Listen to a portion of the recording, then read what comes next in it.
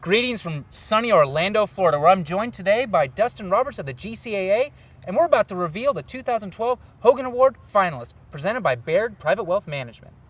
We've got a pretty exciting class this year, the youngest class in the history of the Hogan Award, and we're going to start with a guy that I think pretty much everybody's familiar with, a guy who's a returning finalist, didn't win last year, Patrick Cantlay of UCLA. That's right, Nick, and Patrick was a finalist last year, and he's really excelled since that point. The Hogan Award runs from Hogan Banquet to Hogan Banquet, so he got off to a good start by winning the West Regional, which counts towards this year, and finishing second NCAAs. But I think when he really put himself on the map in most people's mind was being the low-am at the US Open, that great run he had at the pro events where he made the cut, shot the 60, and then he was a finalist at the USAM, he was finalist at the Western AM, was the low-am at the Masters. But he also has had a good college season as well. He has 4 top 5s and 2 runner-up finishes, first team all Pac-12.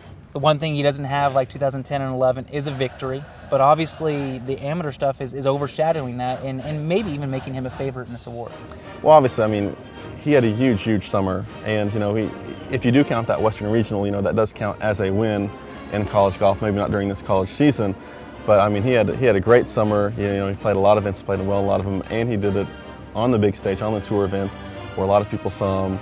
You draw a lot of attention to himself. Well, a guy who has won this college season and a guy who's also done very well on the amateur circuit as well as the junior circuit, Jordan Spieth of the University of Texas. That's right. He's Big 12 Player of the Year, Big 12 Newcomer of the Year. He either tied for first or won outright 3 tournaments this year, has a lot of top 10s, only finished outside the top 20 once. But as you said, he did have that really good summer experience where he won the U.S. Junior, he made the quarters of the USAM, he made the quarters of the Western AM, and he also played on the Walker Cup. Actually, all of our finalists played on the Walker Cup this past summer.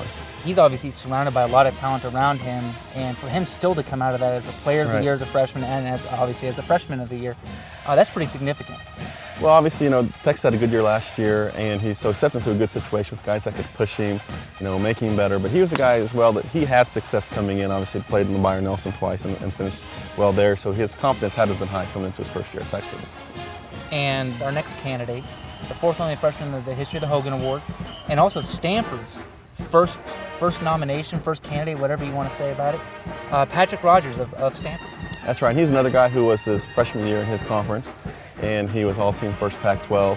He had 2 wins this year. He had 8 top 10s, only finished outside the top 20 once. He also was really well in the summer. He won the Porter Cup. He made match play at the Western AM. He made the quarterfinals at the USAM. He had top 10s at the Northeast AM, at the Players AM, and then over Christmas he also had a top 10 at the Patriot All-America Invitational.